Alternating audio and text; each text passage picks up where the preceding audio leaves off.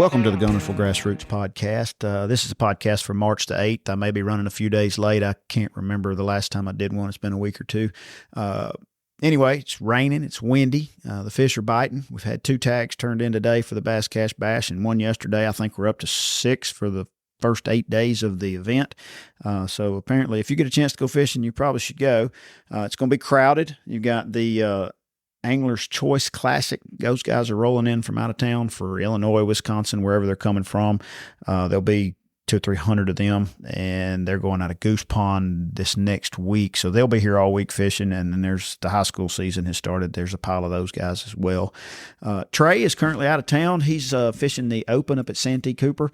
So what I'm going to do is just a quick little short episode here. I'm going to get local guide Lonnie Cochran on to talk with us, give us a little update on water temp, lake levels, what he's seeing, and go from there. So we're going to see if we can't get Lonnie.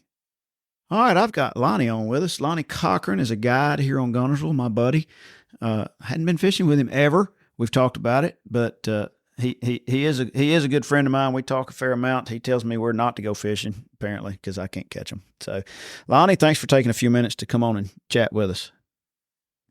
No problem at all. Not a bit. And as I mentioned to you, I'm just going to do a little quick Guntersville update, so to speak. So you tell me what you're seeing on the lake right now, fish wise. Are we still scattered out deep, shallow, and in between, or what are you seeing? They are. There's a lot of the deep fish leaving. Of course, you got the fish that live their life in the river that's still there and always will be. But there's fish from the river all the way to in the dirt. Speaking of dirt, when I drove by the lake a couple of days ago, you could see a lot of dirt. Is it back up any? It was way low like Tuesday.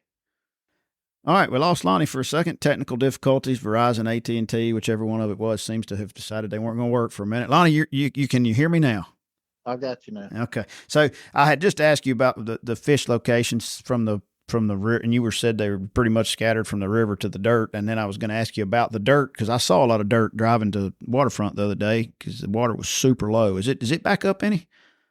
No, not unless it come up after I got off the lake this morning.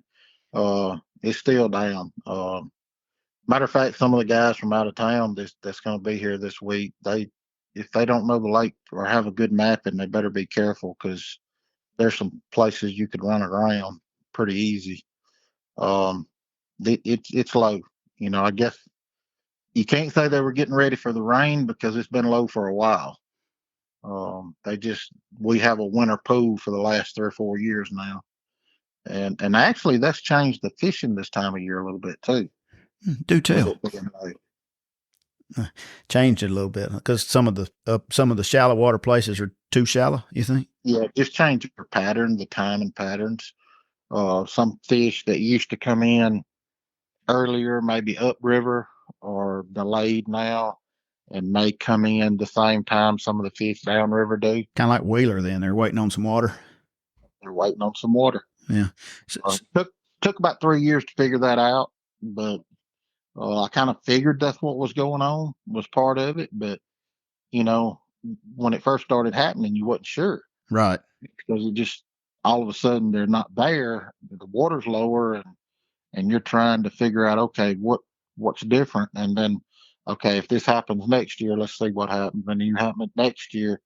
And it happened 3 years in a row. And okay, that's got a lot to do with it. Right. You're thinking that the whole time, but you want proof that that's what it is instead of just, okay, that's what it is, just jumping to conclusions. But right. After 2 or 3 years in a row, you kind of just said, oh, yeah, there's something to that. So, and so in theory, they'll put the plug in, so to speak, April 1st, and we should be normal full pool by April 15th in theory. Let's hope so. Let's hope so. So you were out today. Wouldn't care to have a flood. Yeah. Well, yeah. I would love a flood. Yeah, I know you like it when that water gets in the bushes. But what kind of temps do you see out there today? I've seen as high as 62 degrees. Man, that's 10 degrees different than what I saw last week. And I was on. Wow. That's in the back of a creek now. Right. In 2.5 foot of water. So, Yeah. but like I say, there's fish in the dirt. Right. Right. So they're actually up in some of the spawning areas already. They're up in there, and some of them's already spawning. Oh wow. Break out the dinger. The Yeah, the wacky vibe. the wacky vibe. Oh, that's right. Yeah, we got the got the wacky I've vibe. actually got some pictures the last couple of weeks of fish with the being caught on the wacky vibe. I believe Yeah. it. What's the water clarity look like? Is it stained It's or? good. No, it's good. I mean, there's some of the run-in creeks that's got a little stain right in the back of it, and I'm sure after this today you'll have a little stain in some areas, but water's in good shape. I mean, it's all just could use some more of it. Yeah, just use more of it. I mean, and this is the thing: if it comes up, you can look for it. I think we got a new moon. I want to say Sunday. It may be next Sunday, but I think it's this Sunday, possibly next Sunday. But we got a new moon coming up shortly, and if we get a little bit of rise in that water with that new moon, that's going to trigger even more to get really shallow, because that new moon affects them just like a full moon does. It'll push them back, and there's some groups. They're not everywhere, but when you run into a group now, you can sit down on them and catch several out of one little school. So there's a lot of fish in this lake right now. So you're going, if you were going fishing tomorrow on Guntersville, tell me the top 5 baits you would be throwing. Top 5. Now this is going to vary in water. Sure, absolutely. A bladed jig. Shad colored, red colored, green colored. I'm throwing a shad color. Okay. I have seen so much red, and the water temp's changing, and which you still red's always good. Right. I mean, it's March. Yeah. Yeah. It's and it's even good in the summer, but early year red's always good. But I'm gonna throw a bladed jig, a swim bait, a small swim bait, and it's time to get the stick baits out. I mean, get your Berkeley Generals, whatever stick bait you like to throw, and get those out. And the lipless, you still gonna get a bite on the lipless. But now you're coming in the time frame when that in Berkeley, I'm sponsored by Berkeley is the reason I'm saying Berkeley. And I really this bait's gonna catch on, the Berkeley dime. That's that little crankbait. That's that little crankbait. They make it in a 4, 6, 10, and 15. Of course, the 10 and 15s for deeper water, but that little 4 and 6 in the next couple of months is gonna play really big. And it's got that weight in it where you can really sling it like some of the others you can't get quite the distance out of. But that's going to play. I mean, it's going to be, bring that thing down and tick it across the top of the grass and maybe even hang it up and let it float up and pop it. You're going to get some bites that way. But that's the baits I'd be throwing right now. All right. So we fruit side's still in there too, but you're going to get a little different wobble out of this dime. A little wider? Is it a little bit wider? A little bit wider. All right, so we're looking chatter, but standard stuff. But chatterbaits, rattle trap, swim bait. Have you caught much on the rig this year, or is that kind of? I had knee surgery back. Oh yeah, you missed rig season. I kind of missed the heart of it anyway. But I have caught some on it, but not as much as I normally do because I was off a couple of months. Right. But the little swim baits are doing good right now. Even some of the bigger ones. How little? I'm throwing a 4-inch. 4-inch. 4-inch Berkeley hollow belly is what I'm throwing. Like on just on a regular swim bait head. Fusion 19 head. I mean, you pick that up at Walmart. Right. But and I'm just throwing it out in the grass and ticking the grass, getting hung up in it, just pop it out. And a lot of times you get a strike when you do that. It's basically the same thing you're doing as with a lipless bait, but you just don't have the rattle and you got a little more action in the swim bait. What size head are you throwing on that mostly? A 1/4 and 3/8. If I'm over in the grass, I'm throwing a 1/4. If I'm getting out off the edge of it where I want to, in a little deeper water, I'll throw 3/8. Yeah. And so right now, if you were going tomorrow, are you sitting your boat in 3 or 4 foot of water throwing to 2, or are you sitting in 10 throwing to 4? What are you doing? I'm sitting in 2 to 3, and I'm throwing from where I'm sitting as far as I can reach to the dirt. Okay.